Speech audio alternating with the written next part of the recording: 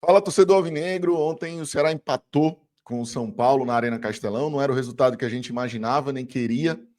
Mas o Ceará também não produziu para buscar essa vitória, buscar esse resultado. E eu acho que o placar foi mais do que justo. Vamos falar um pouquinho sobre isso e também sobre a arbitragem do futebol brasileiro e o absurdo que aconteceu em Recife. Vamos lá, porque a gente aqui, antes de qualquer coisa, temos que ser justos.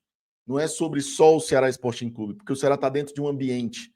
E não adianta só a gente querer defender o Ceará e ser incoerente quando acontece com os outros. Né? Então, vamos falar sobre o que aconteceu nesse jogo entre Sport e Fortaleza e também o rescaldo do que está sendo essa arbitragem vergonhosa do futebol brasileiro. Vamos nessa. Você que está chegando nesse vídeo agora, deixa o seu like, se inscreva por aqui. Sou Klaus Catunda, falamos sobre Ceará Sporting Clube e tudo que envolve o alvinegro mais glorioso e lindo do planeta. Então, vamos nessa falar sobre esse empate do Ceará contra o São Paulo, em que sei que os torcedores do Ceará ficaram muito chateados, e eu também me incluo também nesse incômodo com a maneira como o Ceará se comportou no primeiro tempo. Né? Achou um gol belíssimo, né? No começo da partida, aos 4 minutos, e simplesmente abdicou de jogar, não construiu mais nada, entregou a bola ao São Paulo, recuou e deu campo até o São Paulo achar um único lance, praticamente, que conseguiu o gol de empate e era tudo que o São Paulo queria. Nessas circunstâncias, não dá para a gente normalizar uma postura de você recuar e não criar, não incomodar, não finalizar no gol do São Paulo. E o Ceará fez isso. Abdicou do jogo num primeiro tempo inteiro contra o São Paulo e não conseguiu jogar. Nosso meio não funcionou, cedeu o campo ao adversário, não conseguiu se impor. O Mugni tentou flutuar entre as linhas do São Paulo o jogo inteiro para tentar achar uma brecha de jogo pelo lado direito, pelo lado esquerdo, pelo meio. Mas se o time se defende como o Ceará se defendeu, sem reagir, sem sair lá das cordas, fica muito difícil para o meia também articular alguma coisa. E foi o que aconteceu. O Ceará ficou nas cordas contra o São Paulo no primeiro tempo, mas eram umas cordas em que, como o São Paulo também não estava titular, mas era um time que tinha qualidade, e aí não tem nada a ver sobre titular, reserva. A Série A é diferente, cara. Não adianta você ficar falando só de o time titular não veio. Talvez fosse melhor ter vindo o time titular, porque pegou os caras descansados, os caras querendo mostrar serviço, que normalmente no São Paulo não tem oportunidade, porque é um time que acaba investindo pela pressão dos concorrentes paulistas, né? Corinthians, Palmeiras, o Santos, acaba tendo a necessidade de investir em medalhões, né? E esses medalhões, ao meu ver, não estão nem funcionando plenamente no São Paulo, exceto o Lucas Moura. O Oscar está ali mais ou menos tentando se achar, o Caleri não vem numa fase muito boa, acabou se lesionando, até melhoras a ele, mas são jogadores que acabam tirando a oportunidade de talentos da própria base do São Paulo, jogadores que estão ali tentando jogar um pouco mais e que, inclusive, a torcida do São Paulo vem pedindo. Foi o caso aí do jogador que marcou o gol do São Paulo nessa partida, que também não fez uma grande partida, não é por isso. Mas o fato é que a gente deixou de ganhar 2 pontos em casa. Isso aí é indiscutível. Deixamos de ganhar 2 pontos e até onde a gente vai ter capacidade de buscar resultados com o elenco que a gente tem hoje. Porque, cara, assim, eu não gosto de falar sobre isso no aspecto estão fazendo errado, o departamento de futebol do Ceará está agindo errado. Não é isso. Mas a gente está com tantas lesões que você olha para uma Série A e, de novo, me espanta o nível sabe, dos reforços que o Ceará tem no banco para mudar uma partida na Série A. Então, assim, tá abaixo, tá quem? Por culpa do departamento de futebol? Cara, eu acho que não, porque eles fizeram uma equipe competitiva, uma equipe briosa, com um mental muito forte, chata pra caramba para qualquer adversário enfrentar, mas por recursos, né? Por necessidades, porque era o que dava, até certo ponto. Porque tem uma responsabilidade financeira, que aí o torcedor nessa hora se chateia quando a gente fala isso. Mas ano passado e anos anteriores, a gente também estava aqui dizendo tem que ter responsabilidade financeira, tem que fazer o certo. O certo é o certo. Agora, o clube também tem que vir a público e falar que deve ter uma limitação, deve ter uma dificuldade, mas o fato é que o Ceará tem uma equipe competitiva. O Ceará tem jogadores competitivos. Mas o Ceará tem um elenco à altura do desafio que vai ser pós-parada do Mundial? Eu acho que não. Eu acho que não. Acho que precisa melhorar essa equipe. Precisa qualificar. o Léo Condé precisa de mais peças. Achei muito coerente a coletiva do Léo Condé, muito equilibrada, né? E muito lúcida da realidade em que ele está, incomodado com posturas, sabendo das capacidades da sua equipe e lendo muito bem o jogo. Isso tudo, para mim, é uma soma de coisas muito positivas do Léo Condé nesse momento, né? Em que eu já vejo gente falando bobagem, ao meu ver, bobagem, com todo respeito, pode discordar de mim também, já querendo questionar o trabalho do Léo Condé, cara, pelo amor de Deus, assim, sabe? Não tenho que discutir sobre o trabalho do Léo Condé nesse momento. Se tiver algo, inclusive durante a Série B, eu questionei muitos comportamentos do Léo Condé. Mas esse ano, o Léo desse ano, para mim, está me surpreendendo positivamente. Então, assim, eu não tenho o que falar do Léo Condé esse ano. Não tenho. Se eu tiver, em algum momento, pode ser que tenha, aí a gente vai discutir e vai ponderar com mais critério, com mais senso sabe, dar um feedback, sabe, comentar de fato sobre algo que o Léo Condé esteja deixando de fazer. Mas não é o caso agora. Não é o caso. O caso agora é que a gente tem muitos jogadores sem opção para o Léo Condé, e aí você bota aí na lista, Richardson, Fernandinho, o Tubarão ainda não voltou, quem mais? O Fernandinho não dá nem para dizer que o Tubarão é opção, né? Ailon de fora, caramba, não, assim, não para de ter lesões no elenco, não para, entendeu? Então a gente acaba, o Richard não é opção ainda no gol, então a gente se preocupou, o Fernando Miguel sentiu uma lesão ali, a gente tem medo do Kehler, cara. Desculpa, o Kehler não é uma contratação, não foi uma contratação boa do Ceará, né? Então a gente acaba vendo o nosso elenco um pouco limitado. O Recalde deixou de ser opção para o Léo Condé também. É normal, o treinador tem suas preferências. O Alejandro Martínez não entra mais. Então, e aí, o que a gente faz? Entendeu? Precisamos de reforços. Não tem o que falar. Precisamos de mais reposições, de qualificação. Senão, a gente vai ser engolido pela competição. Temos um elenco competitivo. Mas, assim, quando os resultados ruins podem acachapar em sequência, o mental dessa equipe sofre.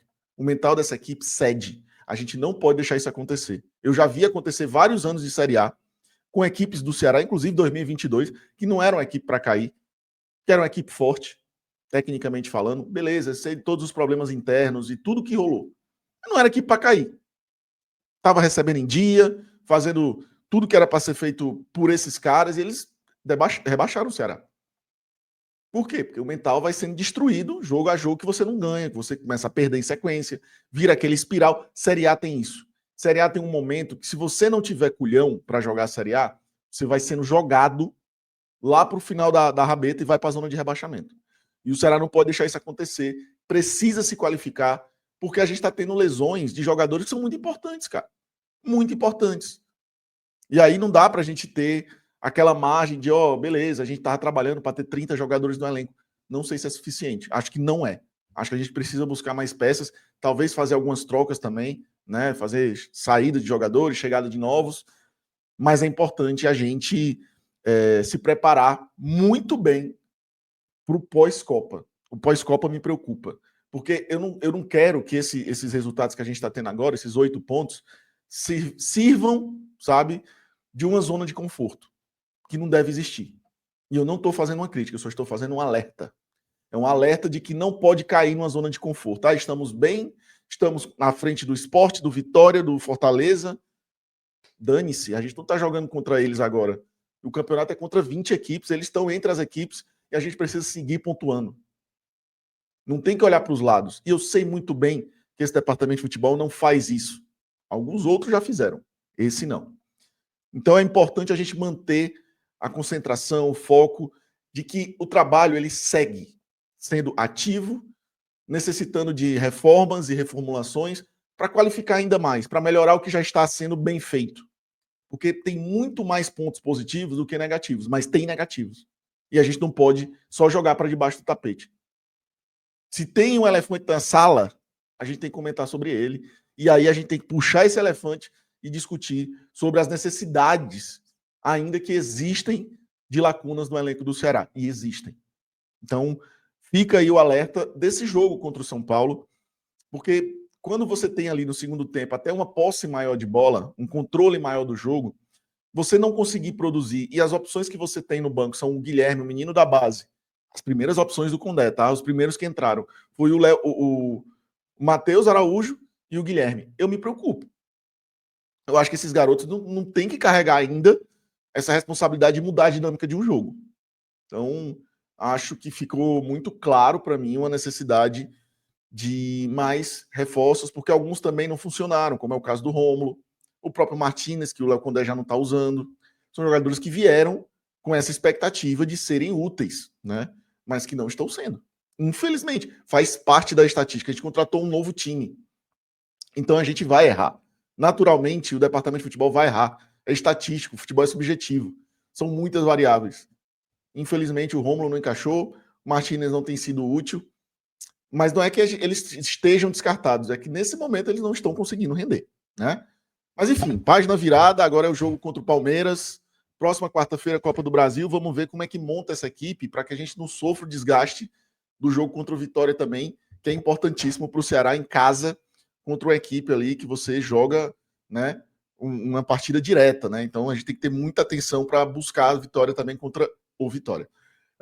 E é isso, vamos em frente, atentos aí aos movimentos do Ceará também, se preparando agora para a Copa do Brasil. E, cara, vamos falar um pouco aqui sobre o que aconteceu nesse jogo do Fortaleza contra o Sport, né? O Fortaleza e o Sport protagonizaram o jogo dessa 7ª rodada do Brasileiro, e o Fortaleza marcou um gol, né, num lance do Pikachu, e a bola entrou. E assim, por que eu estou começando pelo começo? Porque a gente não tem que buscar primeiro as causas da não marcação do gol, sabe? Quando a gente está falando de futebol. Principalmente quando envolve a sua equipe. E aí não é foda-se, aí não é só buscar as causas, e é o que eu tenho visto na imprensa de Recife. Menos no Linés. O Linés foi direto, foi gol. Mas outros foram florear, foram ridicularizar. E não é daí que a gente começa. Quem está falando aqui é um torcedor do Ceará. Vocês estão me vendo, camisa do Ceará, estou dentro do estúdio aqui, da minha casa, preto e branco, alvinegro, do meu pai, do meu avô, vindo de gerações torcendo o Ceará, desde criança ir ao estádio. Mas ser justo foi o que eles me ensinaram a ser. Então a gente não começa das causas, falando do gol. A gente começa do fato. O fato é que foi gol. E é mais uma vez a arbitragem brasileira sendo a incompetência que é, sendo o vexame que é. E a cada dia piora nas mãos do senhor Edinaldo, que é um senhor extremamente poderoso nos bastidores, extremamente antipático ao público. O torcedor detesta o Edinaldo. Edinaldo, todos nós te detestamos. Quem ama o futebol brasileiro te detesta. Isso é só para deixar claro isso aqui, porque é unanimidade. Você é uma figura deplorável para nós, torcedores do futebol brasileiro. Tá bom? Não estou falando da sua lisura nem nada. Agora eu tenho o direito de detestar a sua figura como presidente da CBF. E você tem causado impactos na seleção brasileira, na arbitragem do futebol brasileiro. E isso aí, cara, me desculpem, são fatos. Estão todos nós vendo, todos os programas esportivos estão vendo uma arbitragem danosa ao futebol brasileiro, danosa aos profissionais da arbitragem, pelo amadorismo, pela falta de capacitação, pela falta de qualidade. E isso tudo que aconteceu no jogo com o Sport, eu não consigo tirar da equação, eu não consigo tirar da equação a pressão que o Sport fez nos últimos jogos por conta de arbitragem. Eu não consigo. Eu não consigo. Não dá para tirar. Porque é um lance muito simples de ser marcado o gol. É um lance muito tranquilo. Não tem muito o que inventar. Mas, quando você tem o clubismo envolvido, você não tem coragem de falar. Só que a gente tem que falar. Foi gol. O lado torcedor do Cláudio disse, rapaz, lasque-se. Mas o lado ético, correto, justo, porque o meu time também está jogando essa competição com esses amadores apitando, eu tenho que vir aqui dizer isso é um absurdo. Isso é uma vergonha. É mais uma vergonha. Assim como foi o pênalti marcado contra o Sport, assim como foi o pênalti marcado a favor do Bahia contra o Ceará, e muitos outros casos que acontecem a toda rodada do futebol brasileiro, porque não passa uma rodada sem ter um escândalo de arbitragem. Não passa. O pênalti marcado, não marcado para o Grêmio do jogador do Inter. E assim vai. E assim caminha a arbitragem e o futebol brasileiro. Não é sobre clubismo, não é sobre o meu time. Porque o meu time está envolvido nessa competição de baixíssimo nível de arbitragem. A gente tem que servir, tem que dar o alerta aqui também. Não adianta, sabe, ficar só com teatro, só fazendo galhofa, né, só fazendo palhaçadinha e depois querer bancar de sério porque envolve o seu time. Assim é muito fácil fazer YouTube, assim é engraçado pra caramba, muita gente compra esse discurso. É bom demais, cara. É bom demais, entendeu? Só que aqui vocês não vão ouvir isso de mim não, cara. O certo é o certo. E o Fortaleza foi roubado lá na Ilha do Retiro. Tiraram 2 pontos do Fortaleza e deram 1 para a equipe do Sport, que está fazendo um campeonato tenebroso. Não é problema nosso, a gente só assiste. Mas era para ter 1 ponto o Sport. Era para ser e continuar sendo a pior equipe do campeonato. E é a pior equipe do campeonato. Tem 2 pontos, dobrou, né, a quantidade de pontos, mas é uma equipe horrorosa e que, para mim, era para ter 1 ponto. Né? Mas, enfim, foi feito dessa forma. É isso. E a gente tem que, pelo menos, colocar aqui os pingos nos is, do que é o certo. Tá bom? É isso. Vídeo hoje nesse domingão, para a gente falar sobre essa rodada, o que aconteceu de mais polêmico e também do jogo do Ceará. E a gente agradece demais a todos vocês. Ótimo domingo a todos. Tamo junto. Valeu. Bora, Vozão. Bora pro raio.